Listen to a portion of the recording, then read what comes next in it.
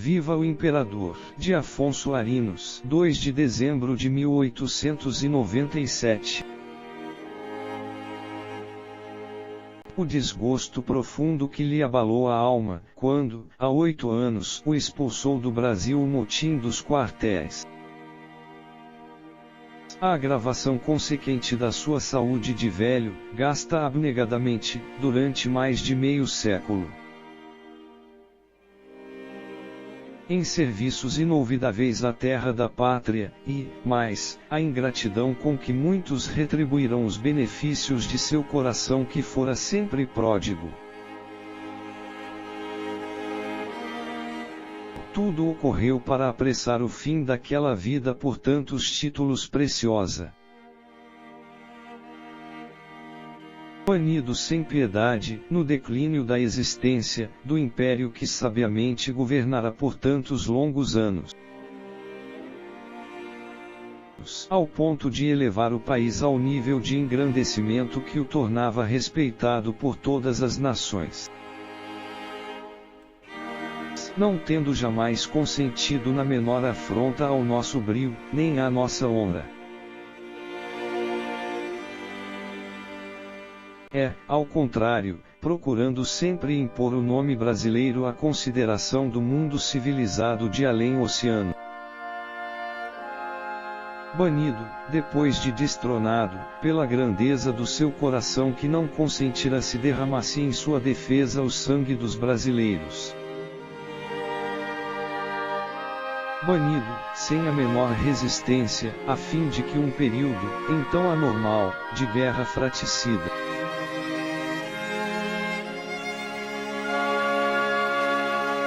ele, entretanto, exilado em terra estranha, não teve nunca uma palavra.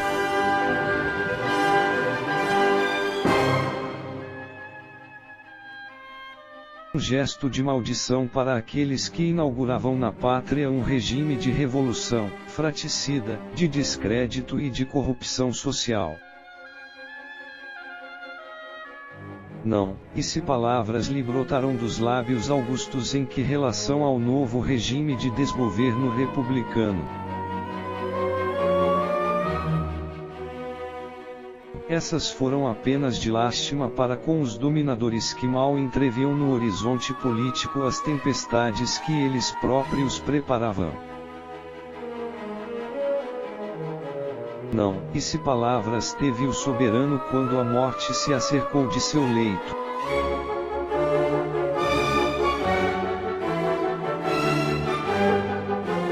Essas foram para pedir, aos amigos que o rodeavam, um punhado de terra brasileira para nela repousar sempre e eternamente.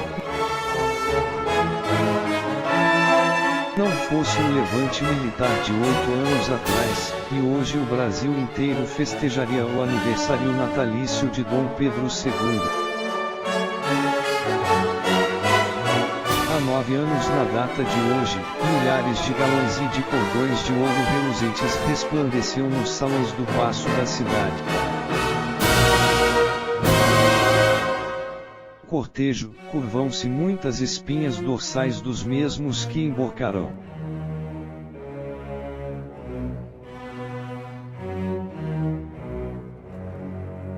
Mais tarde, nos salões do Itamaraty ou nos palacetes Friburgo.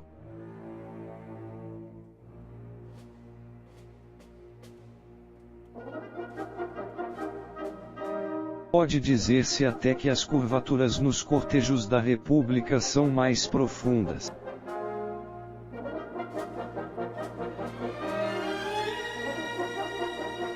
Devido naturalmente, à influência que o esplendor dos salões do novo regime, opulentamente mobiliados,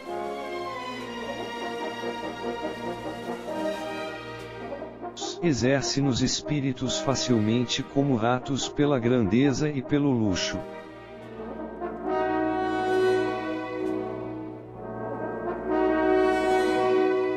Uma diferença, porém, se deve notar.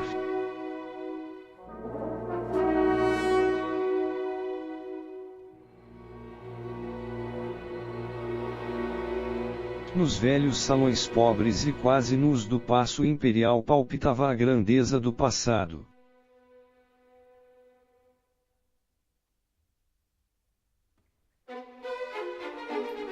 os olhos, não tendo que ocupar-se com a riqueza escandalosa e cantante que a democracia de agora esparramou nos solares presidenciais.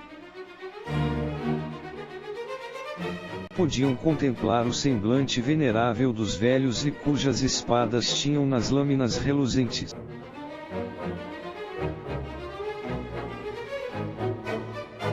gravada em caracteres cor de prata o lema: Viva o Imperador!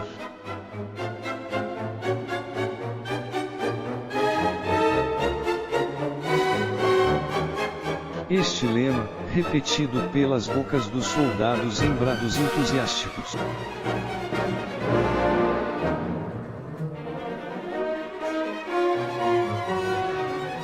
deu-nos as vitórias de Humaitá, de Riachuelo, do Monte Cazeiros, de Tuiuti, Paysandu, Toneleiros e tantas outras.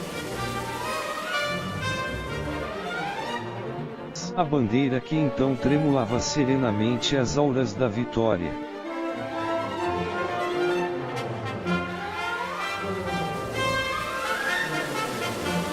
As ameias dos baluartes inimigos, foi arrancada do quartel-general a 15 de novembro de 1889.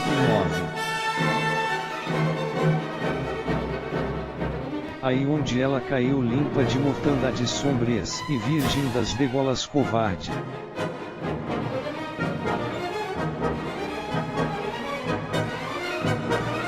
Ela não presidiu a horrível hecatombe de brasileiros sem crime.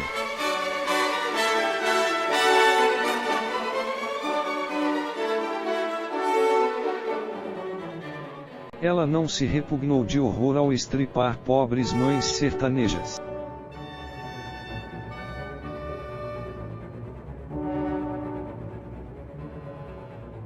Ela não teve volúpias de Herodes no sacrifício milenar dos inocentes.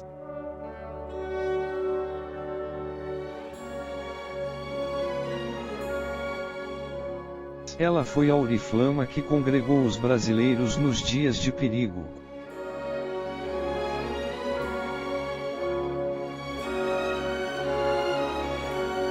Quando a honra e os brios da pátria exigiam de seus filhos a desafronta pelas armas.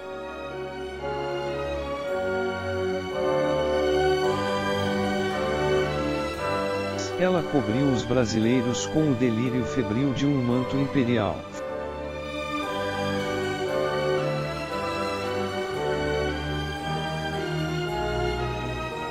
Foi à sombra dessa bandeira que o verbo de José Bonifácio teve acentos de eloquência sublimada.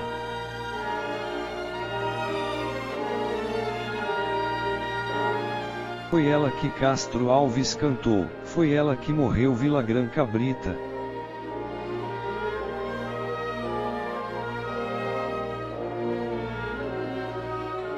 Por ela pelejaram Porto Alegre e Tamandaré, inspirou o rebelde espírito de Bernardo de Vasconcelos.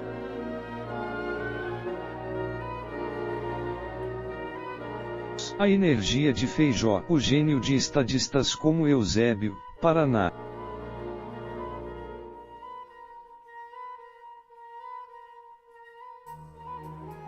O Branco, Itaboraí, Nabuco, Zacarias, Belisário e Cotegipe.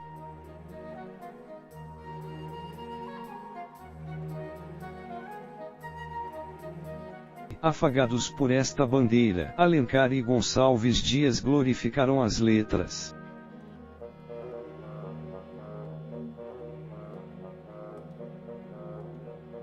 Lafayette, Teixeira de Freitas e Nabuco elevaram a nossa cultura jurídica.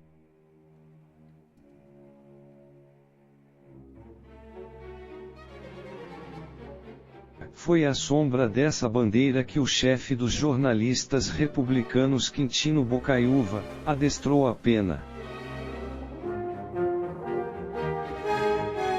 Protegidas por ela, cresceram e prosperaram a nossa lavoura e a nossa indústria.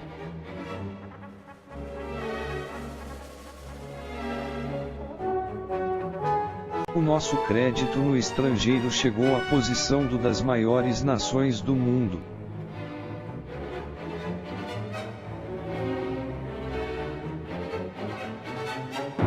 O rio Amazonas se abriu ao comércio do globo. As estradas de ferro estenderão no nosso território seus trilhos. Fundaram-se escolas e academias, o que nos deu até agora a bandeira. Em 8 anos, a bandeira marca a cometa. A pobreza, o descrédito, o ódio e o luto. Consolemos, porém, porque, cedo, dias felizes virão novamente para a tranquilidade da família brasileira e a grandeza da pátria. Então, poderemos levantar uma estátua de bronze ao saudoso monarca. Para que o bronze corpo fique numa praça pública.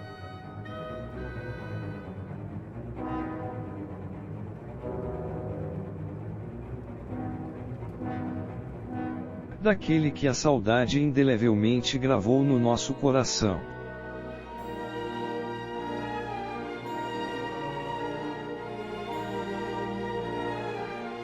Viva o Imperador Afonso Arinos!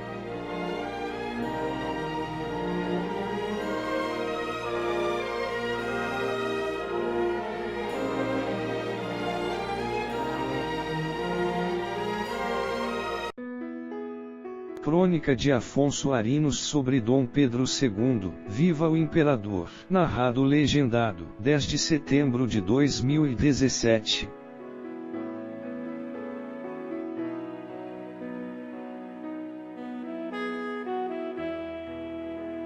Músicas / vídeos / fotos, acervos livres Google / YouTube, adaptado por José S.S. Almeida.